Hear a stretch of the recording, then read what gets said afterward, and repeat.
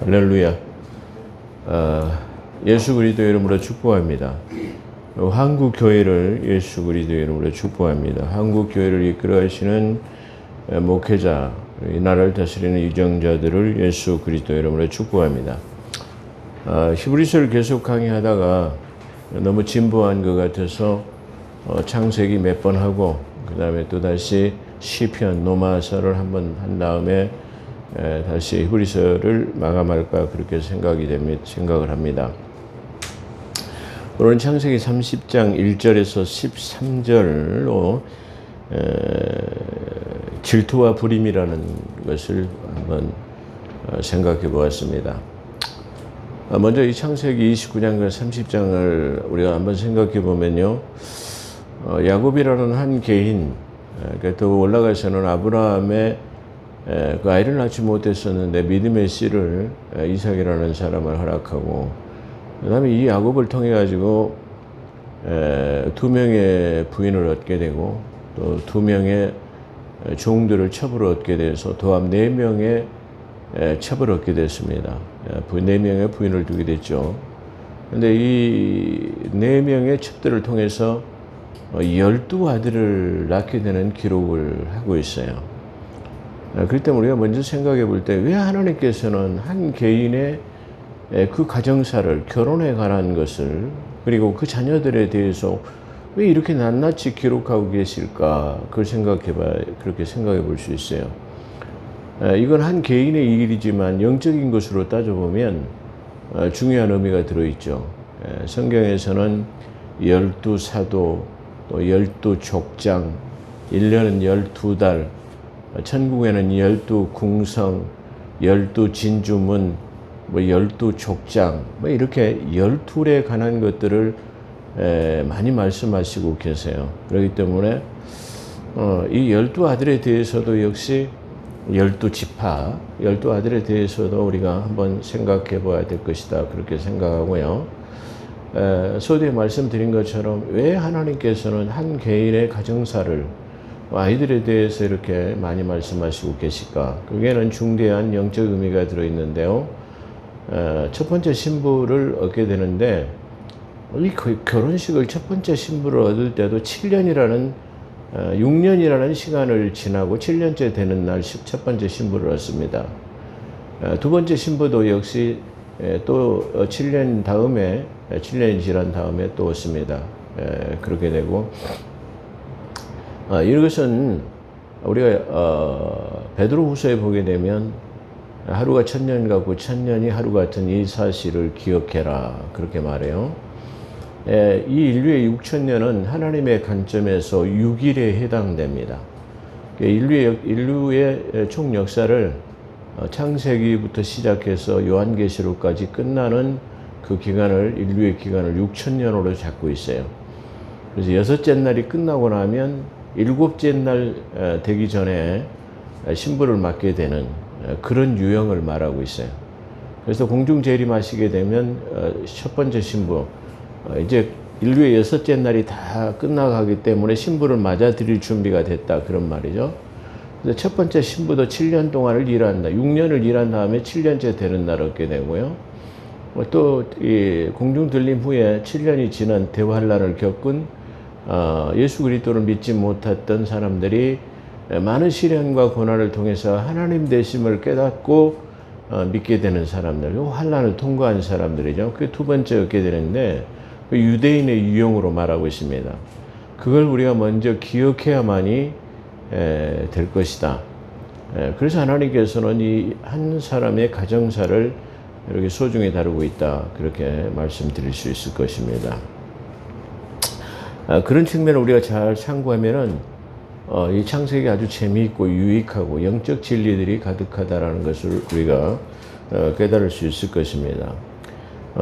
오늘 이 질투와 불임의 관계, 우리가 어떻게 보면 이 창세기 30장은 그 불임 관계, 아이를 낳지 못하는 것, 아이를 낳으려고 하는 것들에 대한 그것을 지금 말하고 있고요. 또 그 다음에 여기서 중요한 주제는 아이를 낳는 것에 대한, 그냥 꿀팁을 드린다면 아마 이 속에 그 불임하는 사람들, 아이를 낳지 못한 사람들에게도 뭐 팁이 될 수 있을 거예요. 그 다음에 두 번째는 이 각 사람마다 탄생석이라고 하는 보석이 붙어 있어요. 그렇기 때문에 12아들들에게 대해도 탄생석이라고 하는 보석이 들어있을 뿐만 아니라 우리는 각 사람들이 저 천국의 12궁성에 들어갈 때는 12진주문이죠. 12진주문에 들어갈 때는 문마다 각 지파의 이름이 써지고 그 지파의 이름 밑에는 또 각 12사도의 이름들이 명명되어 있고 거기에는 각 탄생석이라고 하는 보석이 붙어 있어요. 그렇기 때문에 저 유대인들은 12진주문에 들어갈 때 들어가는 문이 정해졌는데 우리 그리스도인이라고 하는 이방인들의 문은 없단 말이에요. 그래서 그걸 우리가 생각해 보면 걱정을 하지 않아도 될 것이다. 그렇게 말씀드릴 수 있어요. 왜냐하면 우리도 각 사람마다 태어난 달이 있기 때문에 태어난 달에 탄생석이 있기 때문에 그 탄생석이 붙어 있는 문으로 우리가 들어가면 될 것이다. 저는 그렇게 생각해 봅니다. 그렇기 때문에 그런 점에서는 조금 더 걱정하지 않으셔도 되고요. 그런 측면에서 우리가 생각해 본다면 우리에게는 각 들어가는 탄생석이라고 하는 중요한 의미가 들어있다는 것을 우리가 한번 생각해 봐야 될 것입니다. 언젠가 제가 말씀드린 것처럼 각 사람에게는 탄생석이 있다. 그래서 기왕이면은 목걸이라든가 귀걸이는 하면 안 되죠. 성경에서 귀걸이는 종의 형상이 나는 영원한 종이다라는 표식을 하기 위해서 출애굽기 20장에 보면 영원한 종이라는 것을 표식하기 위해서 길을 뚫어요. 그래서 길을 뚫고 재판장 앞에 가가지고 그 배경을 잠깐 설명한다고 한다면 종이 어떤 부잣집의 종으로 들어갑니다. 성경에 보면 6년 동안 일하게 되면 7년째 되는 때는 방면을 하게 됩니다. 근데 이 종에게 종인 여자 아내를 주게 됩니다. 그래서 둘이 종살이를 하면서 결혼을 하게 되는데 그 낳은 아이는 소유는 주의 종 것이. 오늘 여기 내용에도 그 야곱에게 실바와 그 비라라고 하는 두 명의 첩을 주는데 그들이 낳은 아이를 종의 것, 나엘의 것이 되고 레아의 것이 되는 것이죠. 그래서 종이 낳은 자녀는 주인의 소유물, 주인의 상속 주인 것이다. 소유물이 그거 말할 수 있어요. 그런데 결혼해서 아이를 낳았어요. 근데 6년째 일을 하고 이제 6년 동안 일을 했으니까 이제 종을 방면해요. 방면한다고 한다면 이 종이 밖에 나가서 살아야 되는데 지금 자기 아내와 누굽니까? 자기 자녀는 지금 이 집에 종으로 있단 말이에요. 내가 나가는 거 자기 아내와 자녀를 놔두고 혼자만 자유함으로 나가기는 좀 그렇고 그래서 아니다. 나는 자유함을 누리는 것보다는 당신 집에 영원한 종으로 머물기를 원합니다. 이 집에는 내 사랑하는 아내가 있고 내 아들이 있습니다. 자녀가 있습니다. 그렇기 때문에 나는 자유자를 포기하겠습니다. 그때 그를 재판장 앞으로 데리고 가서 길을 뚫고 거기다 귀고리를 달아요. 그래서 귀고리라는 것은 영원한 당신의 종입니다는 종의 형상을 뜻합니다. 그렇기 때문에 귀고리를 하는 것은 영적으로 좋지 않습니다. 제가 참 안타까운 것은 참 좋아하는 분 중에 한 분이 있대요. 어느 그 방송국에 나오는 그 탤런트죠. 그 유명한 권사님인데 항상 나올 때 귀걸이를 달고 덜렁덜렁 달고 나오는 것을 볼 때 아니 저렇게 성경을 몰라도 모를까 하는 그런 안타까운 마음도 있고 한번 가서 좀 조언을 해줄까 그런 생각도 했습니다만은 그 사람들이 조언을 좋게 받아들이지도 않을 뿐더러 내가 굳이 가서 남의 일들에 가서 감나라 변하라 그렇게 할 수는 없다 그런 측면에서 얘기를 안 했어요. 그렇처럼 그 귀걸이를 하는 것은 내가 당신의 집에 영원한 종으로 머물겠습니다 하는 표식. 그러니까 그 고대 중동 지방에는 팔레스틴에는 짐승의 소유도 누구 것을 가리기 위해서 짐승들이 많이 유목민들이 섞이다 보면 누구 소유인 줄 잘 모르죠. 그렇기 때문에 특별히 자기 소유를 알게 하기 위해서는 귀에다가 귀걸이를 걸어갖고 이름을 붙이죠. 또 어떤 사람들은 그 인두라고 그래가지고 불도장을 갖다가 소의 엉덩이에다 찍어버리는 인장을 찍죠. 그렇게 해가지고 자기 소유물을 나타내는 것입니다. 그리고 오늘 본문에서도 바로 그런 것들이 종을 줘가지고 자녀를 낳게 하는 것은 종은 주인의 영원한 상전, 주인의 소유이기 때문에 그런 내용이 나타나고 있다. 그렇게 볼 수 있어요. 그래서 오늘 이 주제는 바로 그런 세 가지, 종에 관한 것, 그 다음에 탄성색에 관한 것, 그 다음에 불임, 자녀들에 관한 것에 대해서 말씀드릴 수 있어요. 그렇기 때문에 어떻게 보면 이 주제는 어떻게 보면 쉽고 별 의미가 없는 것 같지만 대단히 중요한, 제가 항상 말씀드리지만은 이 성경 66권의 진리는 아주 주옥과 같은 모든 아주 깊은 진리들이 다 들어있기 때문에 우리에게 유익한 영적 생명의 말씀이 될 수 있다. 그걸 먼저 말씀드립니다. 그걸 우리가 서두에 기억해야 할 것입니다. 야곱은 자기 삼촌 라반의 집에 가서 노동계약을 체결합니다. 한 달 동안은 너도 내 조카니까 인정해 줄게. 한 달은 편히 쉬어라. 그렇다고 계속 뭘 먹고 놀 수는 없다. 그래서 노동계약을 체결하죠. 그래서 7년 동안 일한 대가로 아내 나이를 주겠다. 네가 사랑하는 아내를 주겠다. 근데 나이루가 결혼했는데 레아가 들어와 버렸어요. 창의 유서에 따라서 우리는 동생이 먼저 결혼한 법이 없다. 라반의 꾀임이죠. 꾀죠. 그렇게 해서 또 레아가 먼저 들어와 버렸고, 나이를 얻기 위해서는 또 7년간 일을 해서 14년간 2명의 아내를 얻게 된다. 그러죠.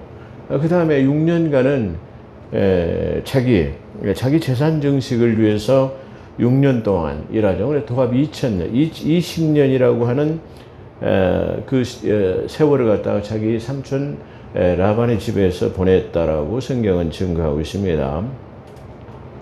근데 나이를 더 사랑했지만 서두에 말씀드린 것처럼 첫 번째 부인이 되지 못한, 즉 택정함을 먼저 많은 민족 중에서 먼저 택정함을 받고 사랑함을 받았던 하나님의 특별한 선택받은 민족이 이스라엘이죠. 그런 것처럼 그 택정함을 입었지만 그리스도의 신부가 먼저 되지는 못했어요. 그들이 받아들이지 않기 때문에 이방인에게 문이 열어졌고 이방인들이 먼저 그리스도의 신부가 되었어요.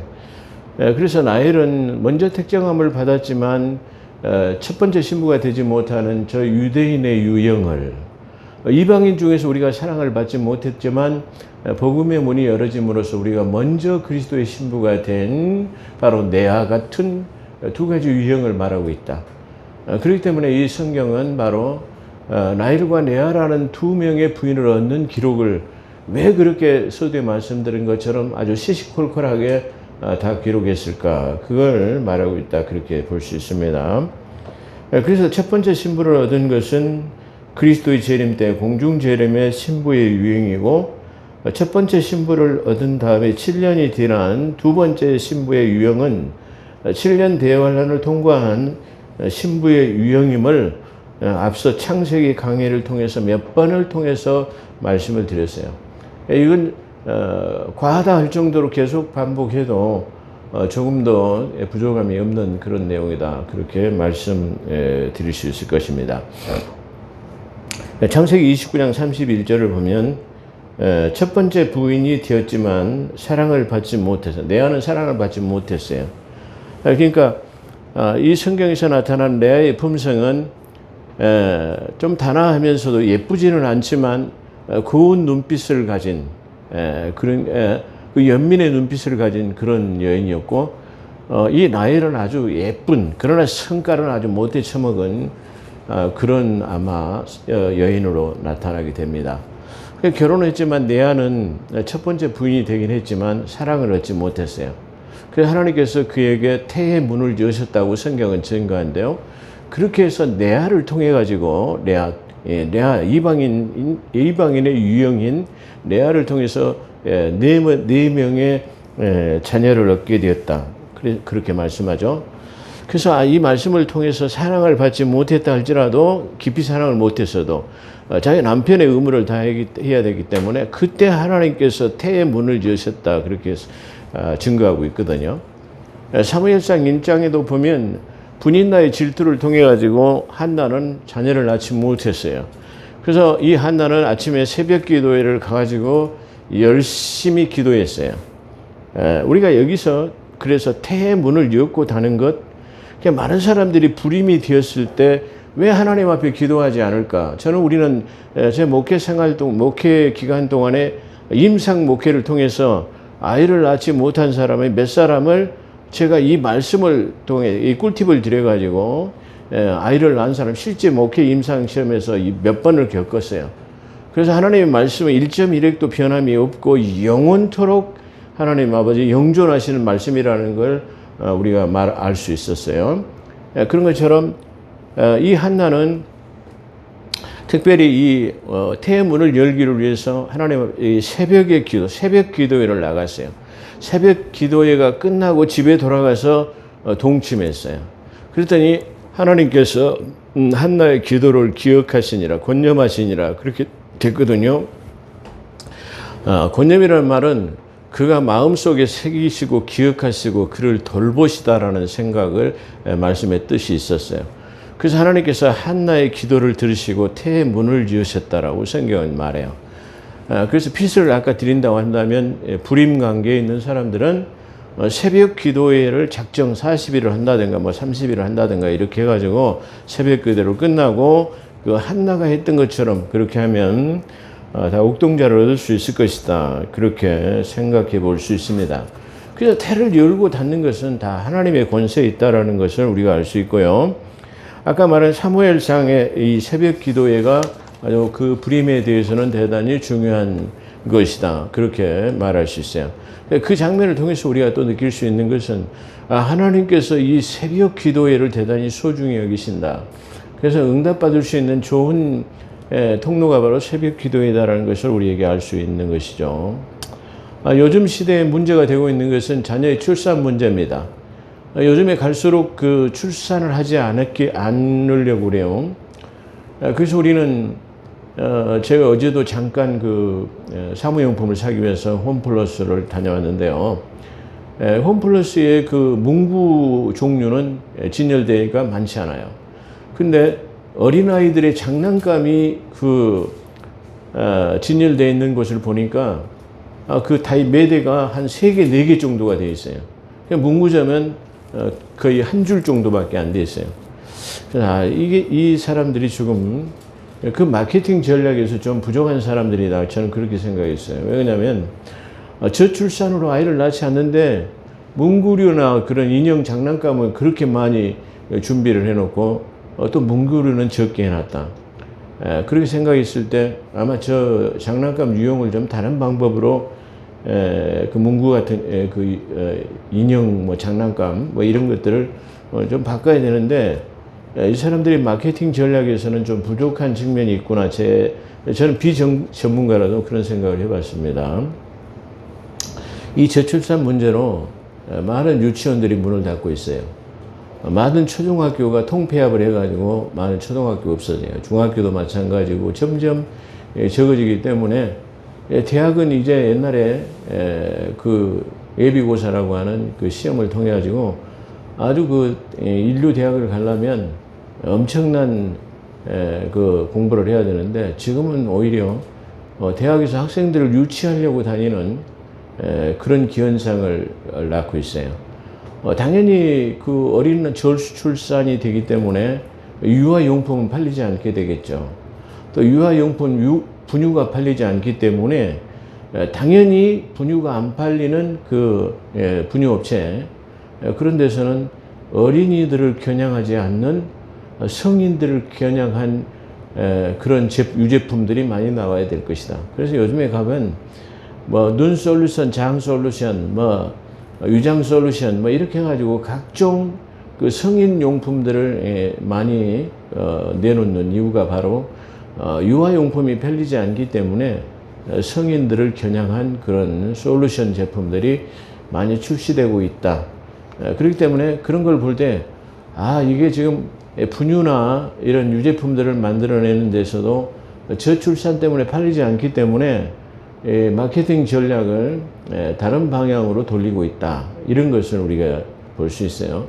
아마 사업하시는 분들은 그런 측면들을 통계학이라는 것은 그 통계를 통해서 미래를 예측할 수 있고 그 미래를 예측할 수 있기 때문에 그 통계학에 의해서 우리가 많은 앞으로의 대계획을 세울 수 있는 거죠. 그래서 우리나라도 통계청이라는 것이 있는데 지난 5년 동안은 통계청의 그 자료를 전부 다 무시하고 정부에 요구하는 대로 그렇게 짜집게 해가지고 통계를 발표했다고 합니다. 그건 아주 우리나라의 100년 대계를 뒤엎어버리는 아주 그런 진짜 아주 파렴치한 중에서도 진짜 파렴치한 국가의 장래의 미래를 예견하지 못하게 하는 아주 엄청난 우를 범한 것이다. 그렇게 말씀드릴 수 있을 것입니다. 자, 그렇다고 한다면 이 말씀을 통해서 우리가 저출산에 대해서 하나님께서는 어떻게 말씀하시고 계신가 그걸 한번 생각해 볼 수 있도록 하겠습니다. 이 첫 번째는 다산하고 번성하고 정복하고 다시 채우라. 우리에는 충만하라 그렇게 했는데 다른 성경에 보면 다산하고 번성하고 다산 많이 낳아라 그 말이죠. 정복하고 다시 채워라, 충만하게 채우라 그런 말이죠. 창세기 1장 28절에 그렇게 기록되어 있습니다. 두 번째로는 또 아담이 속은 것이 아니라 여자 하와가 속아서 범죄하였음이니라. 그러나 그들이 여자들이 그런 말이죠. 그러나 그들이 정숙함으로 믿음과 사랑과 거룩함에 계속 거하면 여자가 자녀를 낳을 때에 구원을 받으리라. 디모데전서 2장 14절과 15절에 있었어요. 그렇기 때문에 원래 범죄함은 하로 인해서 범죄가 들어왔지만 그 범죄한 것에 대한 속량함을 받을 수 있는 건 없다. 그러나 거룩함과 정결함과 믿음 속에서 누구를 순산할 때 자녀를 순산하게 되면 구원을 얻는다 그랬어요. 그래서 이건 필연적인 것이에요. 그래서 우리는 많은 성경에서의 한나가 그랬고 또 다른 모든 사람들이 다말이라고 하는 다말이 아이를 낳기 위해서 가진 수단과 방법을 가리지 않고 가히 이 사람이 말할 수 없는 그런 불륜을 저지러 가지고 아이를 잉태했어도 너희가 나보다 더 의롭다는 칭호를 얻었어요. 이 다말이 그랬고 저 누굽니까 기생 라합이 그랬고 뭐 많은 사람들이 그렇게 되었어요. 그래서 이 성경은 반드시 자녀를 낳는 것이 바로 하나님의 거룩한 뜻이다.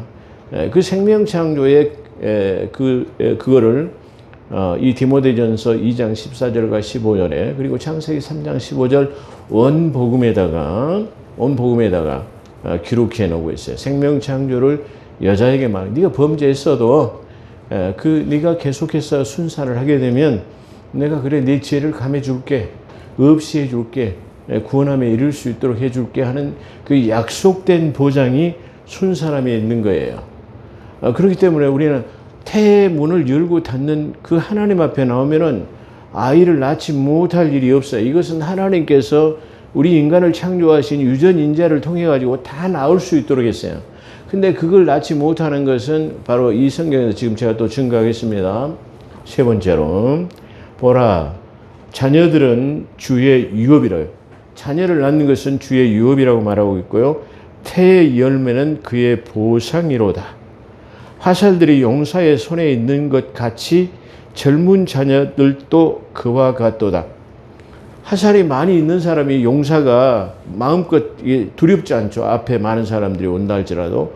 그런 것처럼 화살이 많이 있는 것, 자녀가 많이 있는 것은 이와 같이 용사가 전쟁터에 나가 화살을 충분하게 준비한 것과 같은 것이죠. 그래서 화살통에 화살이, 전통에 화살이 가득한 채운 사람은 행복하나니 원수와 성문에서 말할 때 부끄러움을 당하지 아니하리로다. 시편 127편 3, 4절, 5절 이렇게 말하고 있어요. 그렇기 때문에 이 자녀는 하나님의 유업으로 우리가 반드시 하나님께서 나에게 주신 유업이다. 이 아이를 통해서 뭔가 하나님의 계획이 이루어질 수 있다. 그리고 태의 열매, 여자가 열매, 자녀를 낳는 것은 그의 열매로 보상으로 주신 것이다. 이렇게 말하고 있어요. 그래서 이 자녀가 많은 사람은 화살의 전통에 화살이 가득한 것처럼 그가 복이 있고 원수와 성문에서 말할 때 부끄러움을 원수와 성문은 재판 판결을 받는 곳이 바로 성문이에요. 근데 그때 분쟁을 일으킬 때 자녀가 많은 사람은 결코 부끄러움을 당하지 않는다 그래요. 우리가 지금 이 현 세대로 살아나가면은 자녀들이 없고 못 낳고 부부만 살고 늙어가잖아요. 무지하게 멸시를 당해요. 근데 자녀들이 막 그냥 이 기라성 같은 자녀들이 그냥 명절 때 찾아오고 막 이렇게 손주들이 찾아오고 그러면 사람들이 저 집은 아들을 잘 뒀어. 딸도 잘 됐어 말이야. 이렇게 하기 때문에 뭐죠? 그 사람을 무시하지 못한다. 그런 말과 같은 것이에요. 근데 특별히 원수와 성문에서 말한다는 것은 재판 판결 때도 판결을 받을 때도 이렇게 뒷배경이 없는 사람보다 자녀들이 잘 돼 있는 사람을 무시하지 못한다라고 하는 것을 말하고 있다. 그렇게 말할 수 있어요. 그 다음에 네 번째로는 내 자녀를, 내 아내는 내 집 옆에 열매가 가득한 포도나무 같으며 내 자식들은 내 식탁 주위에 있는 감람나무는 올리브나무 같도다. 그러죠. 이 감람나무, 올리브나무는 기름을 상징하는데 풍요롭게 된다. 그런 말이에요. 이게 하나님의 말씀이에요. 그렇기 때문에 성경에서 우리가 가지고 있는 개역 개정판이라든 개역 사판이라도 전부 다 감람나무라고 나오는 표시를 갖다가 전부 감람나무를 뭘로 바꿔도 되냐? 그러면 올리브나무로 바꿔도 돼요. 올리브나무를 우리가 쉽게 이해하도록 감람나무로 비유해놨다. 그러니까 전에 올리브가 우리나라에 보편화되지 않을 때는 별로 잘 몰랐어요. 근데 이제 보편화되어 있기 때문에 올리브 누구나 이 마케트에 가면 다 알 수 있죠. 살 수 있죠. 그런 것처럼 보편화되어 있기 때문에 감람나무보다는 오히려 이제는 올리브나무라고 더 편한 것이 더 좋을 것이다. 그렇게 생각이 됩니다. 그래서 내 식탁 주위에 있는 올리브나무 같도다. 그렇게 말합니다. 자, 그런 것처럼 우리는 저출산은 하나님이 요구하시는 건지 아니에요. 하나님께서, 중국이라는 나라를 생각해 보세요. 중국이나 인도는 15억에서 13억이라는 인구를 가지고 있어요. 그렇기 때문에 저 많은 인구 때문에 그 시계면 경제 소비량, 그 많은 물량들을 소비해낼 수 있기 때문에 경제 대국이 될 수밖에 없어요. 거기다 미국은 몇 억밖에 안 돼요. 3억인가 되는가요? 2억인가 좀 넘나요? 이렇게밖에 안 돼요. 그렇기 때문에 앞으로의 경제 대국은 자명하게 저 중국이 경제적으로 세계의 대국이 될 수 있다는 걸 우리가 알 수 있어요. 그렇기 때문에 저들이 비록 사회주의 사상을 갖고 있지만 그 사상 문제에 대해서는 우리가 저들을 경계해야 되지만 사실 경제적인 문제에 대해서는 저들에게 문호를 개방해야 되고 저들과 합심할 수밖에 없어요. 그렇기 때문에 우리나라는 바로 투트랙이라고 하는, 하나는 자유우방을 선호하면서 하나는 중국을 무시할 수 없는 그런 투트랙을 가지고 나가는 마인드가 있어야만이 앞으로 정책을 유지할 수 있는 지도자의 자격이 될 수 있다는 걸 암시하는 거예요. 그러니까 이 모든 정책이라는 것은 이 성경에 하나님의 기록된 말씀을 통해서 우리가 말씀을 통해서 현 세대를 조명할 수 있는 거예요. 역사를 배우는 것은 바로 현실을 우리가 알 수 있고 현실에는 미래를 예견할 수 있는 것이기 때문에 중요한 것이에요.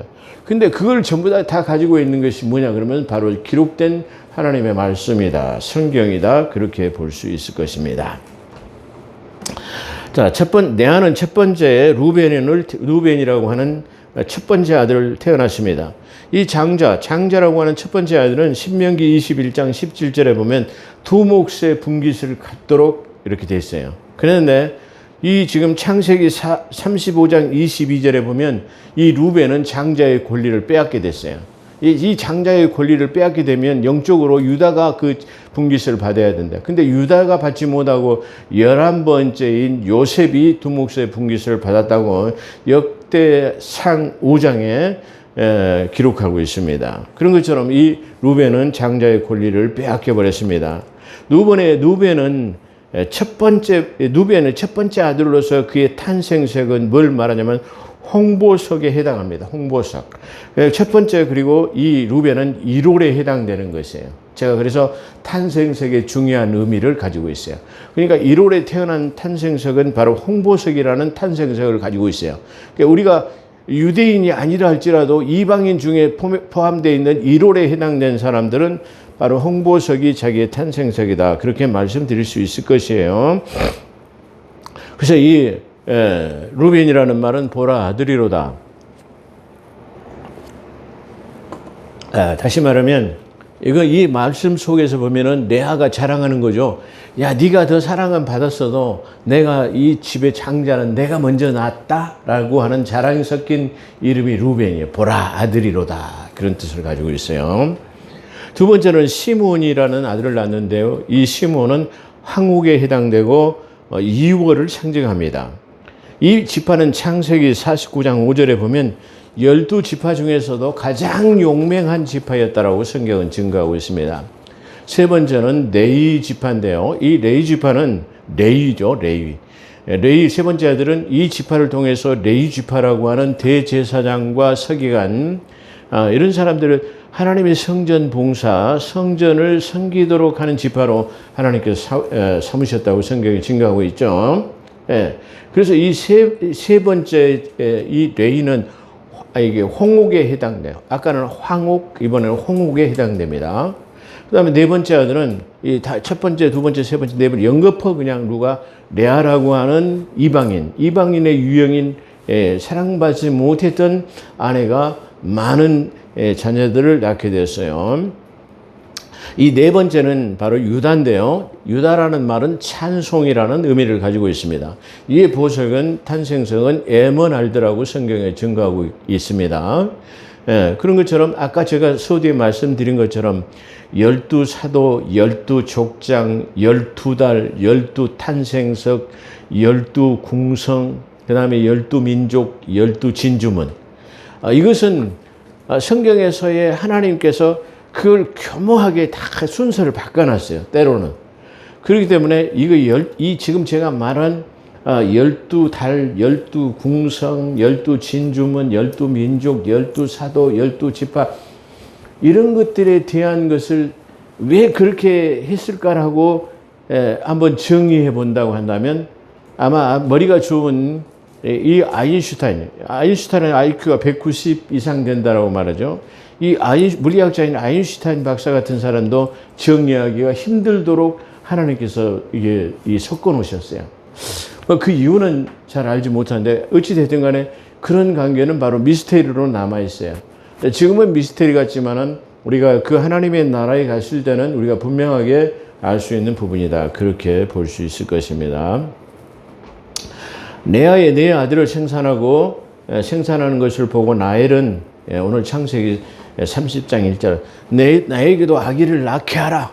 내가 아이를 못 낳게 자기 남편에게 하는 말이죠. 내가 아이를 낳지 못하게 하면 내가 자살하다 죽어버릴 것이다 라고 하는 엄포성 협박을 야곱에게 말하는 거예요. 아니 자녀를 낳고 이게 하는 것이 내가 마음대로 할 수 있는 거냐 말이야. 막 그렇게 이 엄포를 놓으니까 투정을 부리는 거죠. 그 일은 하나님께서 하시는 일인데 내가 하나님을 대신할 수 있겠느냐고 하는 얘기가 바로 오늘 창세기 30장 1절로 2절에 나오고 있습니다. 그래서 자기가 이제 낳을 수 없으니까 라헬은 그러면 내가 데리고 있는 비라를 내가 너 종으로 너에게 남편에게 줄 테니까 그 비라를 통해서라도 아이를 낳아가지고 내 무릎에 앉게 하라. 그 비라를 통해 자기 종이기 때문에 종이 낳은 소유물은 자기 것이라는 의미를 가지고 있어요. 그러니까 제가 서두에 말한 것은 종이 낳은 그 자녀는 그 어머니, 그 종의 소유물이 아닌 그 소유자인 주인의 것이기 때문에 이런 말이 나오는 거예요. 그걸 우리가 그 배경을 이해를 해야만이 이 비라의 자녀도 바로 라헬의 것이다라는 것을 우리가 알 수 있는 그런 대목이다. 그렇게 말할 수 있어요. 그래서 라헬은 자기 종 비라를 통해서 남편에게 죽음으로 말미암아 이제 명실상부한 5번째 아들을 낳게 됐는데 그 5번째가 단이에요. 단.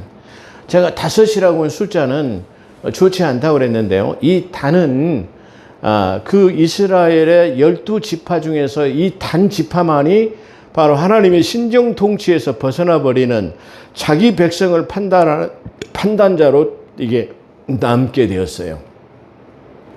그래서 다윗이 왕정 국가를 세우기 이전에 이 단지파는 바로 배반해 버리는 그런 지파였다 그랬죠. 그리고 이 14만 4천 수에서 이 단지파만이 빠져버렸다고 그랬어요. 근데 그 이유를 제가 이 앞전에 설명을 드렸고요. 아마 그런 측면에서 제 동영상은 이렇게 다 쭉 이게 들어보시면 중요한 진리가 다 연결고리를 갖고 있다는 것을 한번 말씀드릴 수 있는데요. 바로 단지파는 그런 다섯 번째 아들입니다. 그 다음에 다섯 번째 아들이고, 그 다음에 비라는 여섯 번째 아들을 낳았는데요. 바로 납달리라는 아들을 낳았어요. 그러니까 종 비라를 통해 가지고 야곱에게 줬는데 두 명의 아들을 낳았는데 그 두 명의 아들이 단과 납달리라는 것을 알았어요. 그래서 이 레아는 네 명의 아들을 낳고 자기 그 동생 라헬이 자기 아이를 못 낳는 것을 보고 종을 줬는데 종이 두 명의 아이를 낳아가지고 또 쉽게 말하면 자기 무릎에 앉히는 것을 보았단 말이에요. 그렇기 때문에 그러면 나도 그런 방법을 택해보지, 그런 뜻이에요. 그래서 레아는 자기 자신의 생산이 멎은 것을 알고 자기가 생산을 멎은 것을 알았다라는 말은 뭐죠? 다시 말하면 여자들은 아이를 낳을 준비가 되면 경도라고 하는 것이 나와요. 근데 아이를 낳을 수가 없게 되면 경도라고 하는 경수가 끊어지는 거예요. 그렇기 때문에 이제 더 이상 자기가 경도라고 하는 경수가 없기 때문에 이제 나는 여자로서의 아이를 낳는 기능이 이제 멈췄다라는 것을 안 거예요. 그래서 저 라헬처럼 이제 비라를 줘가지고 아이를 낳은 것처럼 자기도 그러면 종이 있기 때문에 종을 줬죠. 그래서 실바를 줬어요. 그래서 실바를 줘가지고 이게 아들을 낳았어요. 또. 근데 그 실바를 줘가지고 라헬처럼 아들을 낳았는데 라헬은 그 종 비라를 통해서 단과 납달리를 하고 레아는 두 아들을 줘가지고 또 이 종을 줘가지고 갓을 낳았어요. 갓을 일곱 번째죠. 그 다음에 여덟 번째로 이 아셀을 낳았어요. 아셀. 그러니까 갓과 아셀을 낳았어요. 라헬은 다섯 번째 아들을 다는 판단이라는 뜻으로서 보석은 사파이어에 해당됩니다. 이게 이 다는 이 판단이라는 어떤 태어나면서부터 어떤 자기 그 같은 이스라엘의 12지파의 동족으로서의 신동 통치 국가 안에 들어가는 것이 아니라 어떤 배교의 사상이 그들에게 나타났다. 판단. 한 지파를 다른 민족을 판단하는 것으로 나타났다는 그런 뜻을 가지고 있고요. 사파이어. 보석 탄생석은 사파이어로 5월에 해당됩니다. 여섯 번째 납달리는 6월에 해당되고 탄생석은 금강석입니다. 금강석. 그 다음에 레아는 앞서 말씀드린 것처럼 실바를 통해서 일곱 번째 아들은 군대라는 뜻을, 갓이라는 군대라는 뜻을 의미한데요. 탄생석은 리구르라는 보석을 가지고 있습니다. 그리고 해당되는 달은 7월입니다. 그러니까 어떻게 보면 이 12아들은 달마다 태어난 의미를 가지고 있다. 그러니까 달마다 태어났기 때문에 그들이 달마다 태어난 보석을 상징하고 있는데 바로 우리 이방인에 대한 탄생석을 상징하고 있다. 아주 중요한 의미예요. 아주 중요. 우리 믿음의 계보로서는 중요한 것이에요. 요즘에 보게 되면 이 하나님의 진리의 말씀과는 상관이 없는 곳에 가서 이상한 것들을 가리키는 은사주의적인 그런 것들에 사람들이 몰리는 것을 볼 때 점점 너무 안타까운 그런 생각이 듭니다. 그 시간에 거기 가서 얼레리 꼴레리 하는 것보다는 하나님의 말씀을 더 추구하는 것이 더 좋을 것이다. 그런 생각도 한번 해봅니다. 그 다음에 레아는 실바를 통해서 일곱 번째 군대라는 뜻의 탄생, 니구르를 일곱 번째죠. 여덟 번째는 마지막 아셀이라고 하는 아셀, 행복이라는 뜻이에요. 그러니까 이 레아는 4명의 아들을 낳았죠. 또 첩을 통해서 2명의 아들을 낳았죠. 6명의 아들을 낳았어요. 그렇죠. 그런 것처럼 그렇게 되니까 여덟 번째 아들 아셀이라는, 창세기에 보면은 아브라함이 아셀나무라는 것을 심었다 그렇게 했는데 아셀이라는 말은 행복이라는 뜻을 가지고 있습니다. 그래서 이 행복이라는 이 탄생석은 여덟째 달에 해당되고요. 줄무늬 마노아라는 보석입니다. 그래서 여덟 번째 아들까지 기록된 것이 바로 창세기 30장 13절의 내용까지로 되어 있습니다. 앞서 말씀한 것처럼 결론적으로 말한다면 창세기 30장과 29장은 아들을 낳은 기록에 대해서 첫 번째 신부의 유형, 두 번째 신부의 유형, 그리고 자녀들에 대한 것, 그 다음에 그 탄생석이죠. 그것에 대한 것들을 오늘 이야기하고 있다. 그렇게 말씀드릴 수 있을 것입니다. 기도하겠습니다. 오 거룩하시고 자비로우신 하나님, 오늘도 이렇게 하나님의 말씀을 통해서 귀한 진리의 말씀을 하나님 깨닫을 수 있도록 은혜를 베풀어 주신 것을 진실로 감사드립니다. 하나님 마지막 때 진리의 지식으로 무장하는 우리 한국교회의 성도들이 될 수 있도록 우리 하나님께서 함께하여 주시옵기를 하나님 아버지 간절히 축원합니다. 오늘도 함께하신 것 감사하며 우리 구주 예수 그리스도 이름으로 감사기도 드리옵나이다. 아멘.